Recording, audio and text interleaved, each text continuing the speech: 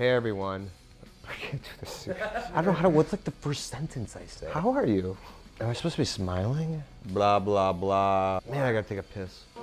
I don't like doing intros. It seems so forced. We're celebrating our 15th year. I got roped into fucking answering questions. I don't like being on fucking camera. I'm Mike, by the way.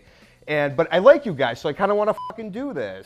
Let's have fun. Let's do this. How hard was it to get everybody to stop cooking meat before Morrissey went on stage in 2016? It wasn't that fucking hard at all, actually. The vendors weren't happy, the food vendors, but Morrissey's Morrissey. He doesn't want the smell of carcass. You know, they had like vegan options and all that kind of stuff. And it was cool to see at least us go vegetarian for a half a day. And it was the fans, though, kind of got unruly about it. But it was like dudes lining up and literally buying like 8 hot dogs and just like shoving them into their fucking pockets so they had enough to sustain them. What was Cal Ripken Jr.'s batting average in 1983 from my fucking wonderful cousin, Pete Patrician? 318, 162 games, 726 plate appearances, 663 at-bats, 47 doubles, 2 triples, 27 home runs, and 102 RBI. God damn, that feels good. Why does Riot Fest suck? It just fucking does. What was life like before 2012 in the pre-carnival days? It was a fucking shit show. We were like fucking doing like skin of our teeth. It was more organized in the first year, right? Kind of had our shit together. But the problem is you had like, I don't know how many fucking venues over 5 fucking days, 30 some shows. I always thought it'd be like cool, like, you know, you see Chicago through its venues. That was kind of the point of it, but at some point you just cannibalize your audience and like Bad Religion's playing versus like Jello Biafra at the same fucking time, and it takes you like 45 minutes. It was fun, super tiring though, and not being able to be at all those venues checking in was tough. What was the biggest band you booked that you thought would never say yes? Wow. The question mark shit that drives you guys crazy? 9 out of 10 times, we're working on something kind of cool. You know who it is, actually? 9 Inch Nails. So that was the biggest band, but biggest being relative, right? Because it was like last minute. We had working on another band that year that like fell through, and then it happened, and it was literally in the same phone call, 9 Inch Nails, Queens, and Mike D confirmed. I was surprised, yeah, I'm surprised on that one.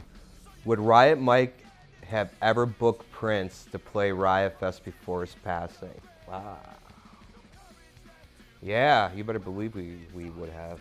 Yeah, we could only be so lucky if Prince played Riot. So were there discussions? We talked about it. I won't get much further than that, but yeah, there were discussions. But I do something to know about. I gotta take a fucking piss. How have I not been fired yet? Buck Foley. He still fucking works at Riot? What was your favorite year of Riot Fest? I love all my children equally. But if I had to pick one, our 5th anniversary was fucking great for me personally. It felt like it was becoming something real. Riot was like year to year, like, I don't know, next year, I don't know, for like so long. But in 2009, our 5th anniversary, there was just something special about it. Having Alkaline Trio play for the first time for us, having the Screeching Weasel reunion, like Spar playing, Dead Milkman, like a lot of these bands who haven't played Chicago in forever, I was like smiling from ear to ear that whole year. What band would you like to see reunite in the future? Fucking ABBA. Dancing Queen, bitches. I think everybody knows. I'm pretty open about it.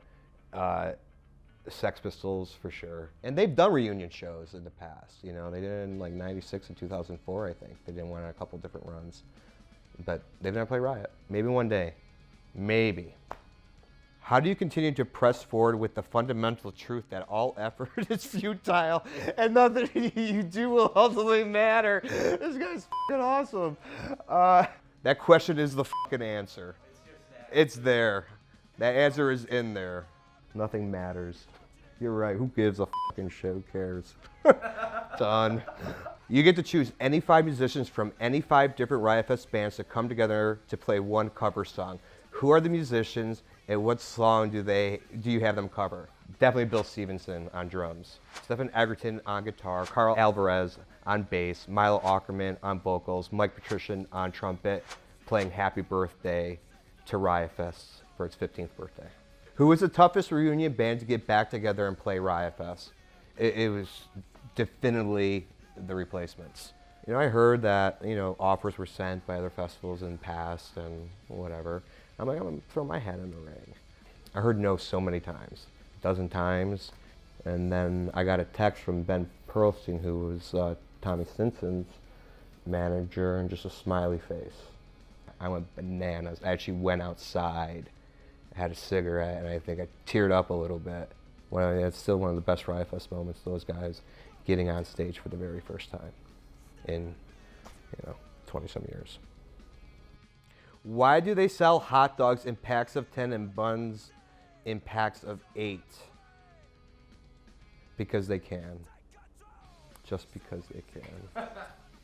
With the Flaming Lips power outage of 2014 planned or not, I've gone back and forth on this and sometimes believe it was planned. It was certainly not planned. Not at all. There was a little bit too much of lighting and power being had, and it cut the generator. And you hear about happening at other festivals, that happens, and you're like, oh, that sucks. Well, yeah, it fucking sucks. Awful. But thank God it was with the Flaming Lips, who are fucking chill as fuck, and just like, what's your best piece of advice for me at my first Riot Fest? If you're coming by yourself, or this is your very first one, there's a lot, obviously there's a lot of people come, tens of thousands, but it's also the most intimate festival crowd you'll ever be in. Everybody's a pal, everybody's a chum, and I have heard and seen people make lifelong friends now at Riot Fest. Because it's ultimately all the fans who make it special, the environment. We're just having we build stages and have bands play, but it's the fans who make it fun. People from all over the world who come to Riot. I don't know why, but I surely wouldn't. But that said, just talk to strangers. You're gonna meet some awesome people there, for sure.